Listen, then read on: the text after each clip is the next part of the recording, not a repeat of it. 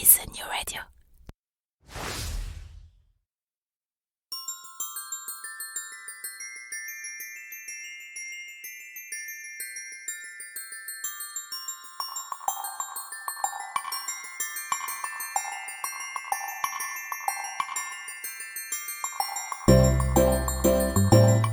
Bon matin! Ah oui, ici au Québec, à l'heure matinale où ces podcasts sont généralement mis en ligne, on ne dit pas bonjour, mais bon matin. Je m'appelle Jean-Michel Lhomme et il y a quelques mois, après plus de 20 ans à bosser dans la com et les médias sur Paris, j'ai embarqué toute ma petite famille, pas si petite que ça en fait, dans le premier avion dispo pour poser nos nombreuses valises près de Montréal. Oh, il a quand même pas fait ça en plein Covid, cet idiot! Ah si, il a fait, il est comme ça, que voulez-vous, c'est comme ça. Alors soyons francs, vous comme moi, on a tous des a priori sur le Québec. Des images d'Épinal, des musiques en tête, beaucoup de musique en fait. Des fantasmes, des questions existentielles ou non, et parfois même quelques craintes. Alors, comme je suis en plein dedans, je me propose de faire le tri de tout ça. Chaque semaine, dans Fais-tu frette, je reçois ceux qui vont pouvoir nous expliquer le vrai Québec. La météo, la langue, la culture, le business, les médias, la religion, l'immigration, le système politique, l'histoire, l'amour. On passera tout en revue. Et que ce soit pour pointer les similarités ou les différences entre les deux côtés de l'Atlantique, promis, on vous dira tout. Vous le verrez, le Québec, c'est un territoire fabuleux. Fabuleux, mais beaucoup plus complexe que ce qu'on imagine. Et perso, moi, je m'y plais déjà beaucoup. Ah, au passage, fais-tu frette, ou plutôt, y fais-tu frette? Cela veut dire, est-ce qu'il fait froid? Alors bizarrement, c'est la question qu'on me pose systématiquement sur mon aventure au Québec. Alors promis, la météo, je vous en reparle à l'occasion. Allez, c'est parti pour ce nouveau numéro de Fais-tu frette. Bonne émission et bonne découverte.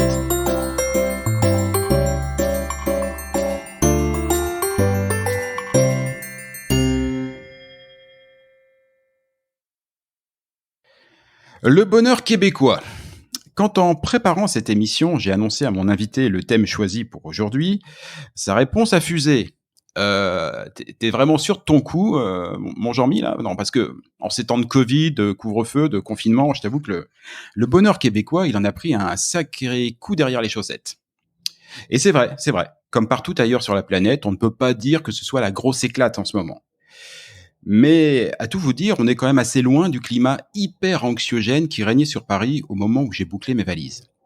Alors oui, je persiste et je signe. Car le bonheur québécois me semble vraiment être un élément consécutif de la culture d'ici. D'ailleurs, c'est même un facteur documenté. Je m'explique. Dans le livre Code Québec, livre dont nous aurons l'occasion de reparler dans une des prochaines émissions, puisque l'un des auteurs va venir répondre à mes questions. Dans ce livre, donc Code Québec, on apprend que non seulement le bonheur fait partie des 7 traits identitaires des Québécois, mais c'est même le trait central, celui autour duquel tous les autres s'articulent. Je vais plus loin. Dans l'étude mondiale sur le bonheur réalisée par l'ONU, le Canada se place en 5e position. Et de toutes les provinces, c'est de loin le Québec qui se sent le plus heureux. Ici, 88% des gens se disent heureux, contre 77% du reste du Canada. Et pendant ce temps-là, en France, on continue de battre des records de consommation d'antidépresseurs. Tout est sous contrôle. Alors oui, le bonheur méritait bien une émission. Mon invité du jour en est un chouette ambassadeur, vous allez voir. Il l'incarne personnellement, normalement on va plutôt bien se marrer, et il l'a fait vivre pendant des années à la radio où il empilait les records d'écoute à Québec. Le bonheur, il en a même fait le thème d'une de ses conférences. Et j'ai donc le bonheur de recevoir Mario Grenier. Salut Mario! Quelle présentation extraordinaire! Allô Jean-Michel. Comment vas-tu? Es-tu heureux? Écoute, c'est étonnant parce que dans ma carrière de radio, quand j'avais des moments forts, des moments où j'avais été chercher une réponse sans la voler de la bouche de mes invités, quand j'avais réussi à dénicher des trucs, quand j'ai connu des moments de grâce, parce que c'est aussi ça faire la radio, après ce segment-là, je disais régulièrement, je suis heureux. Jusqu'au jour où ma maman est atteinte d'un cancer. Et après une entrevue, après un moment spectaculaire de radio, je dis, je suis heureux. Je suis heureux! Et là, je me rends compte que je suis sale. Je me rends Ouais, compte je pour la comprends. première fois de ma vie que je suis sale. Et après l'intervention, je vais voir mon patron, qui était mon meilleur ami, et je lui dis, Daniel, euh, j'ai menti, je me sens sale, alors je vais demander aux collègues de me remplacer, je quitte et je vais retrouver ma mère à l'hôpital à Sherbrooke, où on est à peu près à 3 heures de route, et j'ai été accompagner ma mère dans ses derniers moments de vie. Exception faite de ce segment-là, effectivement que je suis quelqu'un qui carbure au bonheur, je suis quelqu'un qui a un tempérament égal, au réveil, au coucher. Moi, je te dirais que je me sers régulièrement de mes dents. De tes dents? De mes dents, on les voit. Je souris. Ah oui, J'aime, je oui, croque dans oui. la vie. Oui. Moi, Ah, je dis régulièrement parce qu'il faut que tu saches, Jean-Michel, que j'ai eu le malheur de perdre un fils à 13 mois. Et à mmh, 13 mois, tu sais que c'est pas normal. Nos enfants doivent nous survivre. ça Et c'est en sûr. arrivant à la maison, la journée où Félix est décédé, j'ai écrit sur mon écran de veille, il faut manger du steak quand on a des dents. Donc, profitons de Mmh. la vie. Profitons de ces passages où on fait l'accumulation des petits bonheurs et, euh, et ça fait des gros bonheurs quand tu calcules tout ça, tu sais, parce que à quelque part dans les vies, on peut pas contrôler l'incontrôlable. Et puis, il faut accepter, parce que la vie, souvent, c'est injuste. Le décès de mon fils en est une preuve. Totalement Et injuste. l'autre chose, tu sais, quand on dit contrôler l'incontrôlable, tu sais, tu me vois, tes copains qui nous écoutent ne me voient pas, mais tu sais, tu le vois bien, là, avoir eu le choix, j'aurais pas pris ce face-là. Mais je fais avec. Qu'est-ce que tu veux, c'est comme ça. C'est comme ça. Bah, tu vois, c'est très marrant parce que dans ta première prise de parole, tu as presque synthétisé tous les éléments qui me semblent être consécutifs du bonheur d'Icite.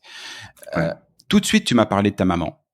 Alors ouais, évidemment, on va dire, oui, bah, il est où le bonheur là-dedans? Perdre sa maman, c'est pas le plus kiffant. Mais tout de suite, en fait, tout de suite, tu m'as parlé des autres, de ta ouais. maman, de ton fils, de tes auditeurs. Mhm. Et c'est quelque chose que j'ai remarqué ici. Le bonheur, il est très associé aux autres et à l'empathie. Une des Au choses, partage, et au partage. à l'écoute aussi. Et toi, Ouais, tu ouais, l'as oui, fait bien pendant sûr. des années. Par exemple, Ouais. un des trucs qui m'a vraiment, qui est très différent par rapport à ce que je peux connaître. Euh, Ici, quand on se rencontre le matin, on se souhaite un bon matin. Mhm. Mais on se le souhaite vraiment. C'est-à-dire que dans la manière dont c'est dit, c'est vraiment moi, Jean-Michel, je te souhaite à toi, Mario, de passer un bon matin. Ouais. Donc, tu vas me répondre. On va parler, on va discuter. En France, pour se saluer le matin, on dit ça va. Et la pire chose qui puisse nous arriver, c'est que la personne en face réponde. Parce qu'en fait, c'est un ça va qui n'a pas de sens. C'est un code Ouais. social. C'est un ça va totalement désintéressé. Oui, ça va. Mais en fait, je m'en fous que t'ailles ou bien. C'est, voilà, je t'ai vu, je t'ai dit bonjour, on passe à autre Mhm. chose. Ouais. Ouais. Ici, on s'intéresse tout de suite aux autres. Ce rapport aux autres, il est, bah, toi, tu l'as fait vivre, voilà, pendant 30 ans. C'est aussi la radio, et c'est ça qui m'intéressait dans ton profil. Moi, la radio que je connais, elle est très musicale. Il y a des petites pastilles. Ici, la radio, elle est très parlée, et celle que t'as pratiquée toi, elle est vraiment dans l'échange. C'est-à-dire le Mhm. bonheur québécois, tu l'as eu à peu près tous les jours à ton micro. Ouais. Et tu sais que moi, j'ai bâti ma carrière d'abord en riant de moi, d'abord en me graffinant un peu, d'abord en me mettant comme une espèce de cible, jamais comme une victime, mais comme une cible où il y a quelque chose en moi qui est risible. Et donc, ça me permettait de m'amuser et de rire un peu des gens qui appelaient pour me raconter des trucs. Et l'intérêt, c'était à certains moments de m'amuser, de rire. Ce qu'on dit, c'est faire des punchs, d'obtenir Ouais. des chutes avec ce qu'on racontait, mais de temps en temps aussi de les prendre dans mes bras et de tenter, malgré que j'ai pas la formation, d'être pas un psychologue, mais une oreille attentive. Et on se rend compte au fil des 36 ans où j'ai fait de la radio, il y a plein de gens qui sont seuls dans la vie. Mhm. Et t'as pas idée comment ça peut être grisant de penser qu'on a procuré un moment de bonheur, de tendresse. J'ai fait des conférences à plusieurs reprises et c'était étonnant de voir les gens qui, après la conférence, attendaient pour juste me dire merci. Certains, les plus malheureux, disaient pas un mot, mais le fait de les regarder avec un sourire faisait en sorte que j'avais le sentiment du devoir accompli et j'avais l'impression d'être le prolongement de maman Janine qui a été comme ça toute sa vie. Un jour, moi je viens d'un petit patelin qui s'appelle Asbestos et au plus fort de la course, on est qui vient 7000 de changer de habitants. nom, hein. C'est ça? Qui vient de changer de nom, qui s'appelle maintenant Val-des-Sources. Papa est toujours là, à 84 ans. Et à ce moment-là, j'ai peut-être 15-16 ans. Et je suis un fan de hockey. Je regarde ça avec Papa Bernardin. Et un soir, ma mère prépare la table pour se retrouver dans la salle à manger. On mangeait jamais dans la salle à manger. On mangeait toute la famille autour du comptoir. On était collés. C'était convivial, mais souvent très rapide. Et là, il y a 2 couverts de plus à la table et on demande à ma mère, on attend qui? Maman, je vous ai fait une surprise. Ma mère, dans la semaine, avait rencontré 2 Africains qui venaient pour un stage à l'usine d'amiante qu'il y avait à Asbestos. Et ma mère a été leur demander, qu'est-ce que vous faites ici? Ils ont répondu, on vient faire notre marché. Non, mais elle dit, c'est pas ça que je veux savoir. Qu'est-ce que vous faites à Asbestos? Qu'est-ce qui vous amène chez nous? Et ils ont raconté, qu'ils étaient là pour un stage de 3 semaines dans notre patelin. Ma mère les a invités à souper, sans nous prévenir. Évidemment que à Asbestos, à ce moment-là, les Noirs, on envoyait à la télé, mais chez nous, il n'y en avait pas. Il y avait pas de Noirs qui étaient débarqués dans mon patelin. Alors, au départ, on est un peu sceptique, puis on se dit, ils vont nous faire manquer la première période de hockey, mais enfin... on sait vivre et puis alors on commence à manger et on commence à poser des questions, on commence à s'intéresser à ce qu'ils sont comme individus, ce qu'ils ont comme tradition, ce qu'ils ont comme quotidien. Et finalement, c'est pas une période qu'on a manqué, c'est les 3 périodes. On a passé plein de temps avec eux. Et quand ils ont quitté, ma mère nous a dit, vous voyez, l'important, c'est pas la première impression, c'est la dernière. Et j'ai grandi avec une maman qui m'a fait comprendre que le bonheur, c'était aussi d'écouter, de partager, de tenter de ne pas juger. C'est l'affaire la plus difficile au monde. C'est l'affaire la plus difficile au monde de ne pas juger, Jean-Michel. S'intéresser aux autres, mais sans juger. Tu vois, moi, j'ai un fils qui est Asperger. Et avant que j'apprenne qu'il avait la naissance de l'autisme dans son corps, dans sa tête, j'ai tenté de comprendre. J'ai tenu des discours qui étaient pas violents, mais qui cherchaient à brasser pour tenter de le motiver à faire des choses jusqu'à temps que j'apprenne qu'il y avait une case dans son cerveau, la case d'émotion, est inexistante. Peu importe ce qu'on dit, à peu près rien ne l'atteint. Et là, je me suis dit, comme avec lui, comme avec les gens qui m'entourent, faut que je l'aime pour ce qu'il est, non pas pour ce que j'aimerais qu'il soit. Et quand on arrive à faire ça, parce que, en tout cas, au Québec, on parle de bonheur, mais on parle de combat. On a éliminé souvent le débat pour installer un combat. Ça prend un gagnant. Et ce qu'il y a de malheureux, c'est souvent les gens ont la même opinion que la dernière personne avec qui ils ont parlé. Oui, ça, je crois que c'est international comme facteur. Hein. Le dernier qui a parlé a raison. Voilà. Et c'est malheureusement celui qui prend en dernier la parole et c'est toujours plus intéressant.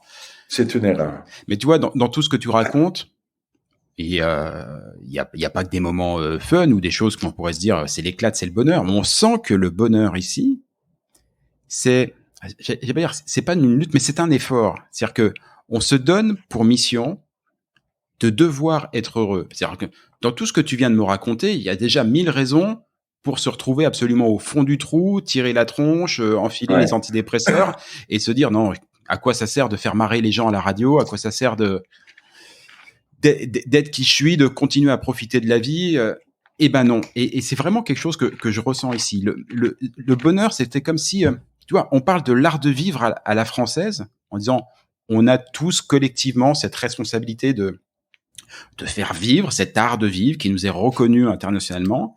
Et j'ai Ouais. un peu l'impression qu'ici, les Québécois ont collectivement la mission, presque inconsciente, la mission de faire vivre ce bonheur québécois, celui Ouais. qui, quand on te saute à la gueule dès que tu descends de l'avion à Trudeau. Tu dis, waouh, qu'est-ce qui se passe? Mhm. Ils sont Ouais. heureux. Ils Ouais. sont heureux. C'est un vrai, c'est une mission collective. Ouais. C'est vrai que la différence entre ce que vous êtes et ce que nous sommes, ben, c'est les anciens, c'est la tradition qui nous a amené ça il y a pas si longtemps. C'était hier, dans les années 50, 60, 70, quand un nouveau voisin venait s'installer dans notre rue. Eh ben, tout le monde arrivait avec des tartes, avec des pâtés, avec des trucs pour leur souhaiter la bienvenue. Alors, nous, on a grandi avec ça. Nous, on a vu ça. Nous, ça a été une diapositive, une photo de l'empathie, du désir d'être bien. Faut dire que ça a changé. Faut dire que maintenant, avec les réseaux sociaux, les gens se parlent moins, les gens sont plus souvent, comme partout sur Ouais, la planète, sur leur téléphone. exactement. Et tu sais, un jour, mon fils a des résultats très, très ordinaires. Et comme conséquence, ben, je lui dis, écoute, t'auras pas d'ordi pendant une semaine. Et il s'est mis à pleurer en disant, t'es en train de détruire ma vie. Hey, c'est pas des farces, là. Pendant une Ouais, je semaine. sais, c'est vraiment ce qu'ils ressentent. Et pendant une semaine, on s'est retrouvés plus souvent ensemble à se... J'allais dire un mot québécois, mais peut-être que tu le comprends, peut-être que tu l'as déjà Ouais. entendu, mais à se faire des prises de lutte, à se chamailler, mais amicalement, euh, à avoir l'occasion de prendre plus de temps à table et de se rendre compte que finalement, ça avait été salutaire. Mais je Mm. peux-tu te dire que la journée où sa conséquence est terminée, on est revenu à la case départ. Mais c'est comme ça.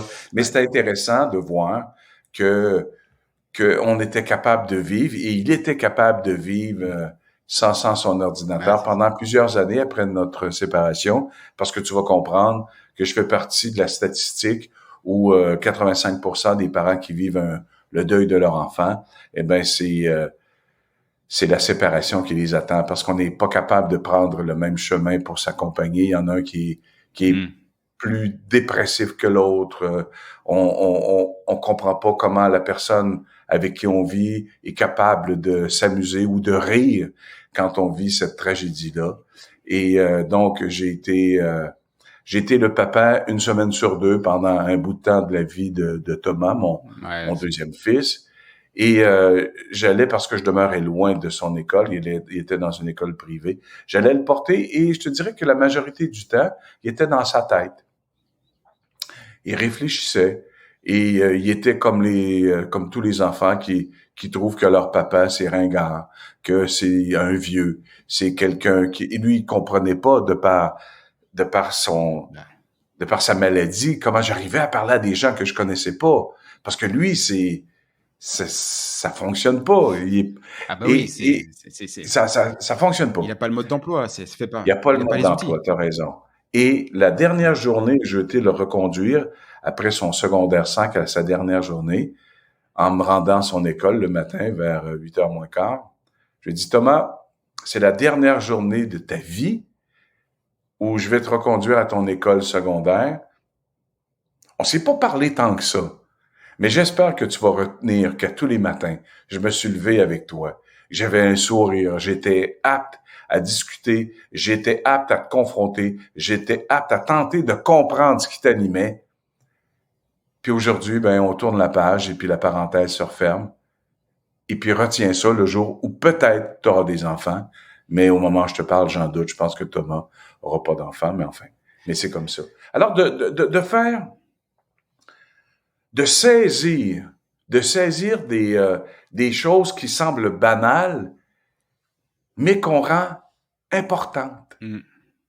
Ça ajoute au plaisir, ça ajoute à, à l'accompagnement. Et ça, je pense que il faut être un peu encore un gamin dans sa tête. Moi, quand je me regarde, là, j'ai encore des pantalons courts. Moi, à 62 ans, je suis encore Oh, un tu les fais gamin. pas. J'ai l'air de 65, hein, c'est ça qui est... Je ne répondrai pas à cette question. Ouais, Ouais, mais tu vois, quand tu parlais de Thomas, et je reviens sur cette expérience d'une semaine où tu l'as privé de son ordinateur. ouais, Euh, Dans le bouquin que j'ai cité, le Code Québec, que j'ai cité en introduction de l'émission, qui décrit donc les 7 traits, on va dire, fondateurs de l'identité québécoise. Je l'ai dit, le premier trait, c'est le bonheur, et c'est même le trait central. ouais. Toutefois, il y a une inquiétude. Il y a une inquiétude parce que les études, parce que tout ça est fait avec de multiples études, montrent qu'à partir de 2010, il y a une rupture qui s'opère. Et effectivement, la nouvelle génération, entièrement picousée aux réseaux sociaux, à Ouais. Twitter, à Facebook, enfin à Instagram, à tout ça, c'est une génération qui entre guillemets se mondialise. Mhm. Donc, ses comportements, ses consommations se rapprochent ou se calquent sur ceux des US, hein, qui clairement dominent le monde là-dessus. Et quand on les interroge sur les différents traits identitaires des Québécois, Les on, champs d'intérêt. exactement, on sent qu'ils Ouais, sont en train de tous les perdre. Et ouais, par exemple, cette différenciation très forte des Québécois qui se disent plus heureux qu'à peu près partout ailleurs sur la planète, à 5 exceptions près, on ne la retrouve plus dans cette génération-là. mhm. Moi, quand j'ai lu le livre, je me suis dit, c'est un vrai facteur d'inquiétude parce que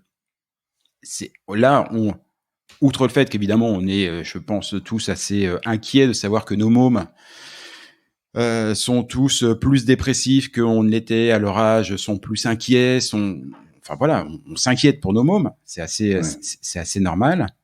Il y a une double inquiétude, c'est ce bonheur québécois qui fait vraiment l'essence, le sel, tout, je vais dire pas l'intérêt, il y a d'autres intérêts, mais enfin, que je n'arrive vraiment pas à dissocier des Québécois et de ce pays, ça serait en train de se déliter.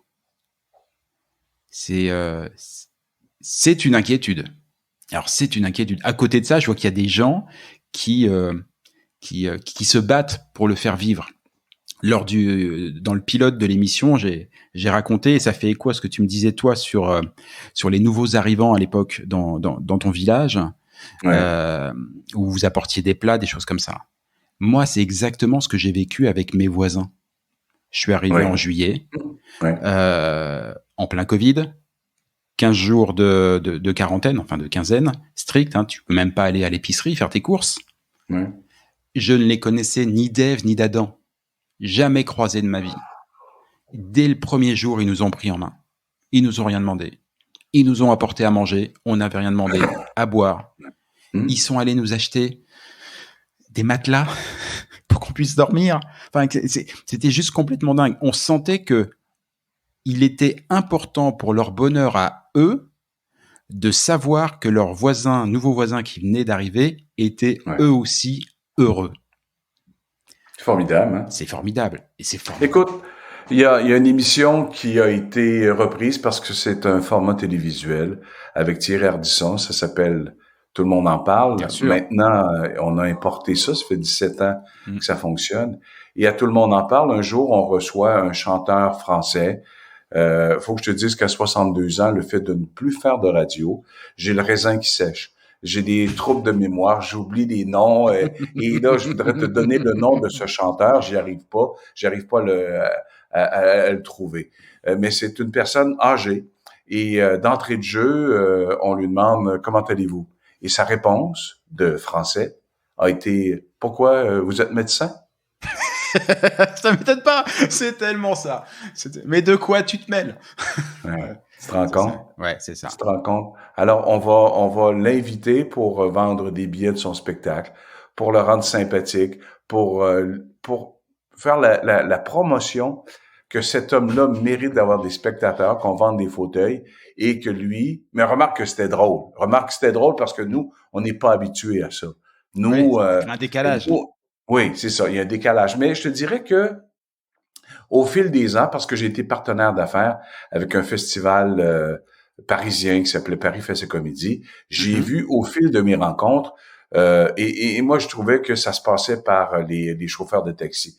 Les chauffeurs de taxi ont un Punaise. changement impressionnant avec les Québécois, parce que longtemps on pensait qu'on était des Belges, par notre façon de parler. Et ces gens-là étaient peu intéressés à communiquer avec nous. Jusqu'au jour où des artistes du Québec sont débarqués chez vous et ont commencé à faire la démonstration de leur talent. On est devenu à ce moment plus sympathique et ça fait en sorte que moi, j'ai eu des courses avec des chauffeurs de taxi où on m'offrait des pastilles, où on me parlait, puis on me racontait on me racontait l'estime de certains artistes du Québec qui étaient rendus chez vous. Mm. Alors, Paris a changé, mais aussi, je suis obligé de te dire que comme toi, j'ai eu l'occasion d'engager plein de Français qui ont décidé de quitter la France et surtout Paris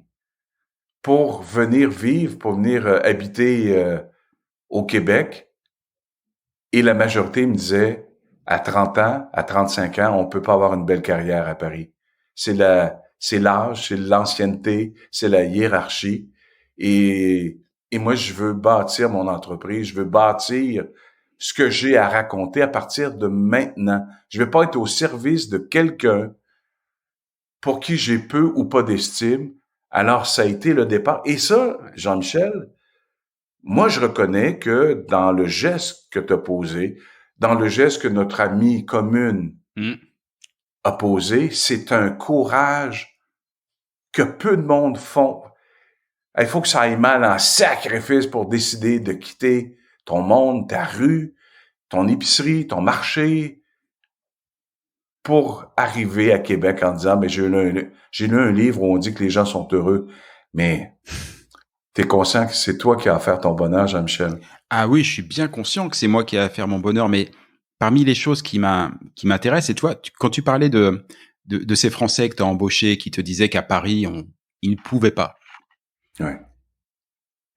Je trouve que c'est pas complètement vrai. Moi, mon exemple a été, j'ai réussi à monter une très belle agence, où notre amie commune Laurence, si tu Oui. nous écoutes, on t'embrasse.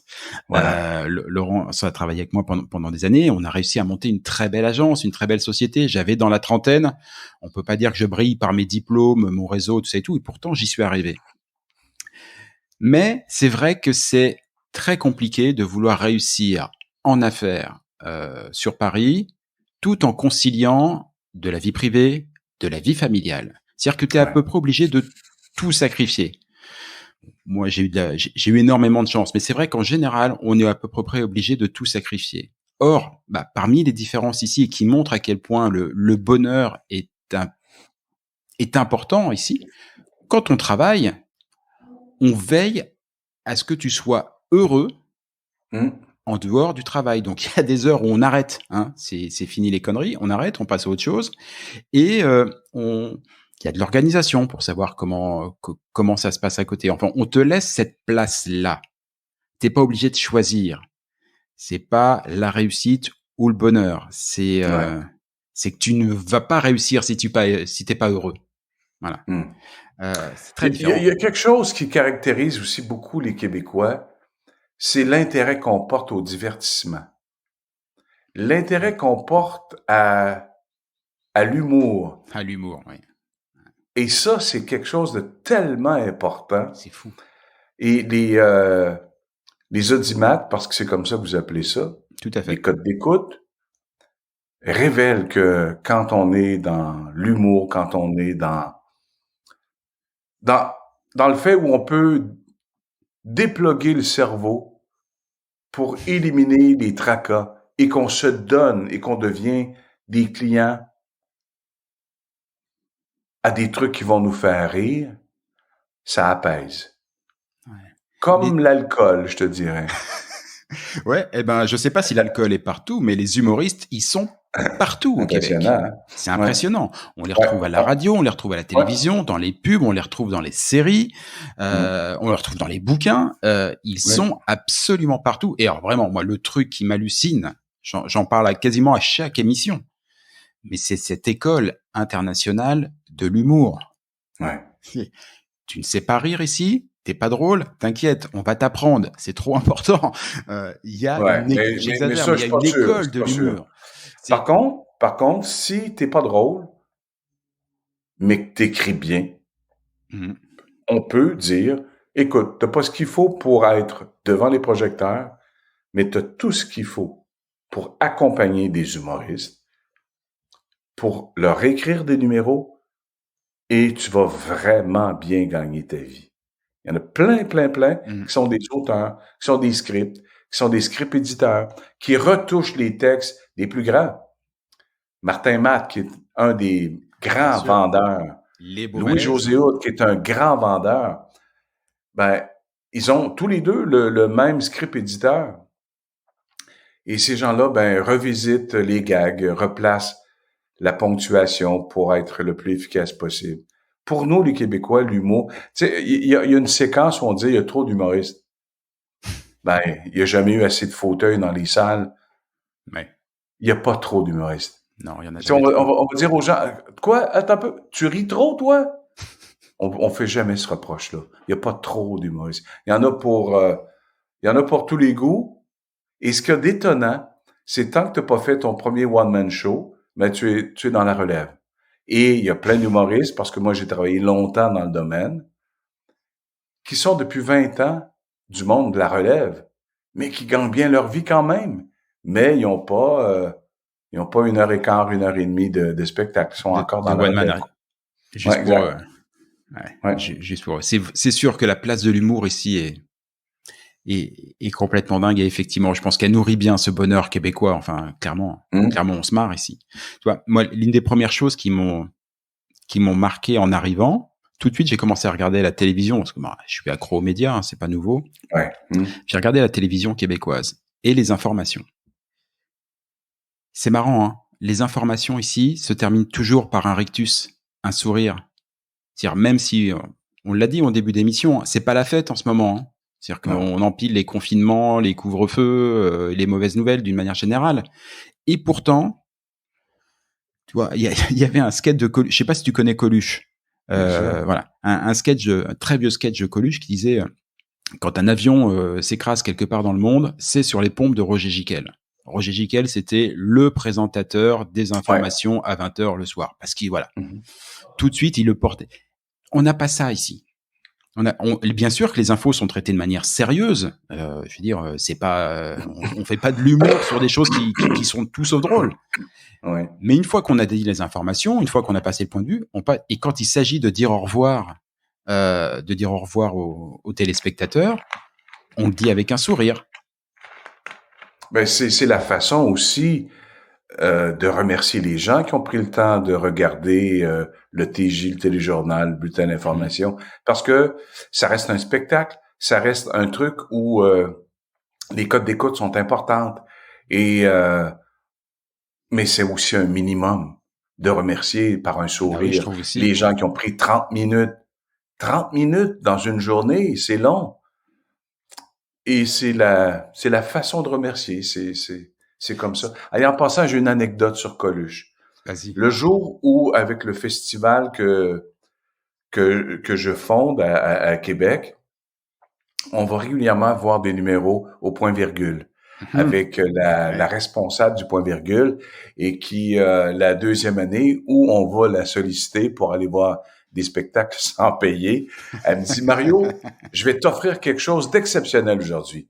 Je vais t'offrir l'endroit où Coluche s'assoyait pour venir voir les numéros ici au point-virgule.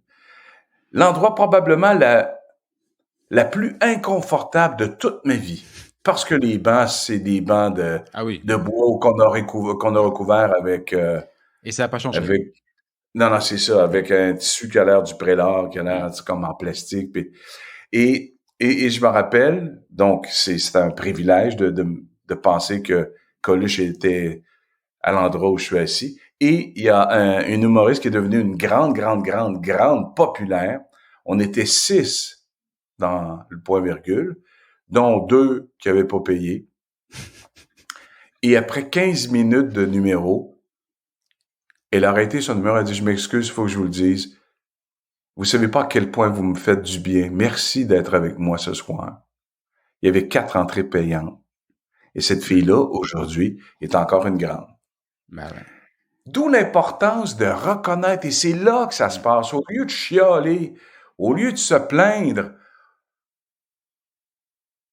je vais me rappeler de ça toute ma vie. Bah oui. Et au moment où on se parle, il y a des gens qui... Jean-Michel, un jour, le lundi, l'émission commence, c'était toujours à 16 heures que l'émission débutait. Un jour, à 16 heures, ben, je lance un thème et les gens m'appellent. Il y a quelqu'un qui m'appelle pour me dire, Mario, j'ai pas envie de participer à ton thème aujourd'hui. Je veux juste te dire que vendredi, c'était décidé. J'étais pour passer à l'acte et j'étais pour m'enlever la vie en fin de semaine. Et Wow. vendredi, entre 5 heures moins quart et 5 heures, en t'écoutant, je me suis surpris à m'amuser. Je me suis surpris à rire. Je me suis surpris à oublier que j'étais malheureux. Et je veux juste te dire que je suis encore là, puis je vais rester. Merci. Wow. Et tu sais, tu te dis, ça vaut de l'argent. C'est comme une paye. Ah Mais oui. j'étais content d'être payé quand même. Mais tout ça fait en sorte, non mais tu comprends, Oui, mais tout je ça comprends fait en bien. sorte que je mets ça dans une enveloppe et puis je l'avale. Et puis ça va rester en dedans de moi. C'est des moments qui sont tellement importants, Des moments de grâce. des moments de grâce. Et tu sais que dans la vie, si on est capable de cumuler tous les moments qui ont été marquants, mais de temps en temps, c'est écrit en caractère gras. De temps en temps, ça te prend des lunettes pour les lire ou les relire. Mais quand tu arrives à les relire et de revivre la sensation de ce que ça t'a apporté au moment où tu l'as vécu, wow, c'est formidable. C'est formidable. J'ai un de mes copains, il y a 2 ans, qui s'est enlevé la vie. C'est un caméraman, c'est un réalisateur, et puis à 60 ans, il s'est rendu compte que le téléphone sonnait moins et que c'était difficile. Hmm. Et c'est quelqu'un qui est venu faire des travaux chez moi. On a fait des travaux à la maison, on a changé des murs de place. Et un jour, il a pris le journal qu'il y avait chez moi, et on a écrit tous les deux un petit mot sur le journal, où on l'a entré avec la laine minérale dans le mur. On a mis le gyps, on a fait le tirage de joint, on a peint. Et on s'est dit, un jour, quand il y aura de nouveaux propriétaires puis qui voudront, eux, à leur tour, changer les murs, ils vont savoir qu'on est passé par ici. Ils vont savoir qu'on a existé. Et le jour où on a fait une rencontre, un hommage à Mario, j'ai raconté que tous les gens qui étaient présents avaient un morceau du journal de Mario. Tout le monde avait été capable de partager avec Mario un moment où c'était pas important de le crier haut et fort, mais de se rappeler qu'il y avait un petit mot sur un morceau de papier qui était entré dans notre vie. Et si on arrive à faire ça aussi, la mort est moins pénible. Parce que, je suis désolé de te l'annoncer, mais tu vas mourir, Jean-Michel. Dis-moi pas que c'est pas vrai. Et ceux que t'aimes vont mourir. Et c'est probablement la chose la plus difficile pour les personnes âgées, de se rendre compte que plus la vie avance, plus ils perdent des êtres chers. D'où l'importance de manger du steak quand on a des dents. Et de savoir transformer ces petits moments, enfin ces moments, de savoir quand même rattraper le moment de bonheur qui peut s'y attacher, ne serait-ce que par l'intermédiaire d'un simple bout de journal. Exact. Ah, c'est beau. J'ai 2 autres questions pour toi avant de terminer, Mario. La première question, c'est, puisqu'on parle du bonheur québécois, est-ce que le bonheur québécois, il est plus intense à Québec? Je te pose la question parce que quand on s'est rencontrés il y a quelques semaines, mois, Ouais. tu m'as raconté qu'au cours de ta carrière, bon, tous ceux qui nous écoutent n'en ont pas forcément conscience, mais Mario Grenier à Québec, c'est juste une star. Quand je disais que tu battais des records d'écoute, c'est que tu battais vraiment tous les records d'écoute. Et tu as eu plusieurs fois des sollicitations pour venir à Montréal. À Paris, on dirait monter à la capitale, même si Ouais. là, c'est pas la capitale. Venir à Montréal, où là, effectivement, les grosses chaînes de télé, les grosses stations de radio sont installées. On a Radio-Canada, pour peut-être donner une ampleur encore supérieure à ta carrière, mettre encore plus d'argent de côté, j'imagine. Et pourtant, tu as toujours refusé. Toi, c'est à Québec que ça se passe. On est plus heureux à Québec? Comment on peut arriver à savoir si on est plus heureux à Québec quand on n'est pas capable de comparer? J'arrive pas à penser que j'aurais été plus heureux ou aussi heureux sur Montréal. J'ai aucune idée. Mais tu savais le bonheur que tu avais à Québec et tu voulais pas Ouais, le perdre. exact. Savoir se Exact. satisfaire de ce qu'on a, c'est aussi une recette du bonheur Ouais, québécois. ouais. Mais je suis obligé de te dire que j'ai triché aussi. Non, non, pas toi. Ben oui, j'ai Pas triché. toi, pas J'ai Mario, triché. non. Oui, j'ai triché. J'ai triché parce que c'est arrivé à quelques reprises que je prenne quelqu'un dans mon entourage à qui je disais j'ai eu un téléphone de Montréal et puis ça peut m'intéresser. Ça prenait 30 secondes et puis il avisait le directeur général de la station. Et le lendemain, j'avais un dîner avec lui et je re-signais pour 5 ans, tu comprends? Avec une Alors j'ai augmentation à la triché. clé. Ouais, alors j'ai triché. Et je te dirais que, un peu comme Jésus, je suis infiniment bon, infiniment aimable, sauf que moi, le péché me plaît. C'est la grande différence entre nous deux, je dirais. Ouais. Excellent, excellent. Ma dernière question, Mario. Ma toute dernière question. Est-ce que cette émission t'a rendu heureux? Ah, bien sûr. Ah, Bien sûr, chouette. parce que cette émission m'a donné une liberté incroyable. Je décidais de la couleur de l'émission le jour où je la faisais. Je décidais souvent à la dernière minute parce que c'était un thème ou un invité par jour. Des gens qui écrivaient des bouquins qui débarquaient chez moi. J'avais pas lu le livre, mais ce qui m'intéressait, c'était l'être humain. Un jour, le premier ministre du Québec débarque chez moi pour une 3e fois en 8 ans. Et il y avait 2 prises contre lui. C'était pratiquement sûr qu'il perdait son élection et qu'il aurait de la difficulté à élire des députés de son parti. Et je l'ai invité à venir faire un bout d'entrevue avec moi. Et vraiment, l'expression qu'on dit, il y avait le vent d'en face. Tu comprends? C'était pas Ouais, je comprends facile bien, ouais. d'avancer. Et quand il est arrivé à la station, il était avec ses gardes du corps, des membres de la Sûreté du Québec, avec sa femme, Michou. Et il enlève son impair, son manteau. Et puis je lui dis, Monsieur Charest, vous avez combien de temps? Il me dit, je suis désolé, mais je suis tellement au quart de tour, j'aurais 7 minutes. J'ai dit, je suis ravi, vraiment. Je suis ravi, c'est un privilège de vous avoir. On a commencé l'émission et j'ai dit, Jean Charest est avec moi. Il a commencé à faire de la politique en 93. Il était au fédéral pendant plusieurs années. Maintenant, il est premier ministre du Québec. Et c'est impressionnant comment j'ai rien à dire à ce gars-là. Jean Charest, est-ce que tu peux me passer l'être humain? Et on a parlé de l'être humain. On a parlé de son entourage. On a parlé des gens qui côtoient, qui sont malhonnêtes intellectuellement. On a fait quelque chose où après, parce que ça n'a pas duré 7 minutes, ça a duré 44 minutes. Et il me dit, Ouais, c'est bravo. étonnant, j'en ai fait des entrevues dans ma vie, mais là où tu m'as amené, c'était un beau moment de ma vie. Je te remercie. Voilà. Ouais. C'est ça la vie de Mario Grenier, animateur. Ouais, et la vie de Mario Grenier, animateur, eh ben, elle continue. Enfin, en tout cas, elle vient de Ouais, reprendre, ouais. puisque bah, toi aussi, hein, tu as cédé aux Ouais. sirènes du podcast. J'ai pu Mm. voir ça. Tu as créé, alors ça s'appelle, je crois, Mario Grenier M. M. Oui. Bon, je trouve que ça Tu fait vois, bien le lien. Hein. j'ai tenté toute ma vie d'être différent. J'ai tenté toute ma vie, puis j'ai réussi à ne pas écouter la compétition, de peur de penser qu'on pouvait me comparer, de peur qu'on dise « Ah, ben lui, il a fait ça, mais l'autre l'avait fait avant. » J'ai toujours été tenté d'être différent.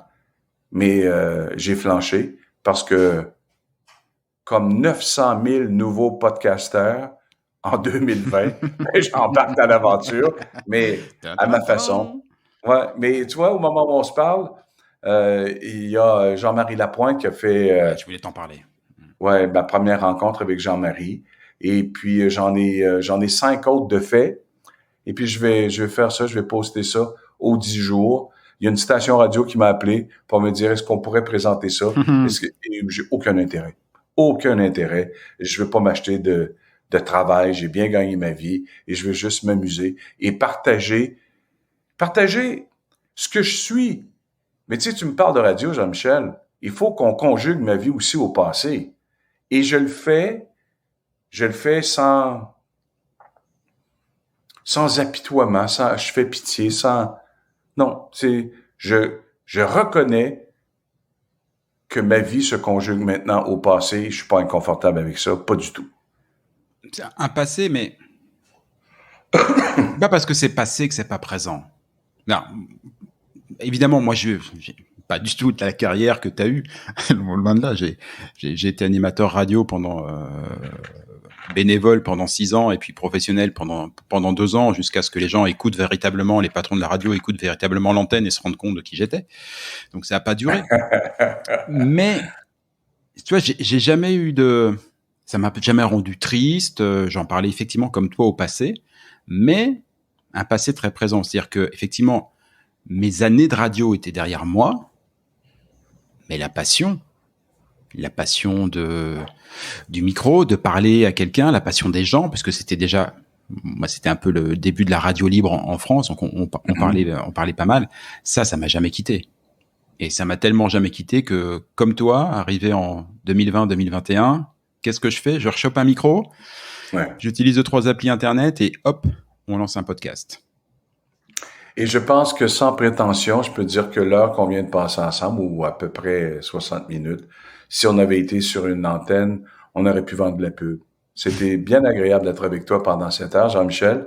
Et puis, on se dit à bientôt. À très bientôt, Mario. Je te remercie vraiment. C'était un bonheur. Voilà, c'est le mot qui convient. C'était un bonheur. À très bientôt. Ciao.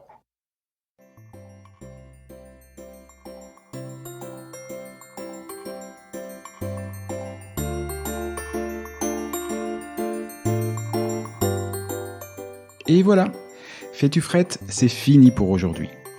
Si vous êtes arrivé jusque-là, bravo, vous avez vraiment toute mon admiration. Mais bon, c'est probablement parce que cela vous a plu au moins un petit peu, ou que vous êtes alors complètement maso. Par défaut, j'opte quand même pour la première hypothèse, on va dire que c'est mon côté optimiste. Alors s'il vous plaît, rendez-moi service. Partagez ce podcast, parlez-en à vos amis, abonnez-vous et surtout, donnez-lui une note.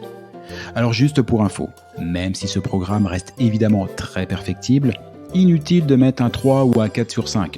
Au royaume d'Apple et consorts, il n'y a que le 5 sur 5 qui compte. Eh oui, c'est le jeu ma pauvre Lucette.